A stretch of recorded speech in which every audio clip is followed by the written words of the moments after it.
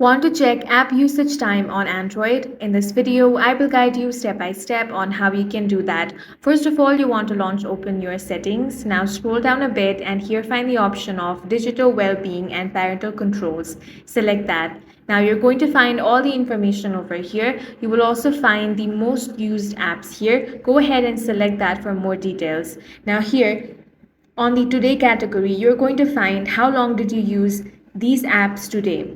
If you want to view all the apps, tap on view all, and here you can find the list of all the applications that you have used today and how long you have used it for. Head back, scroll down, and here you can also find how many times you have received the notifications. At the bottom, you have the option how many unlocks have you done. Now head back. If you want to set screen time goal, you can tap on the set goal option over here and set it from here. You also have the option of app timers. Below you have the option of driving monitor, walking monitor and volume monitor. So from here you can track different things, and in this way you can easily check app usage time on Android. And that's all for this video. If you found it useful, make sure to hit the like button and subscribe for more videos like this.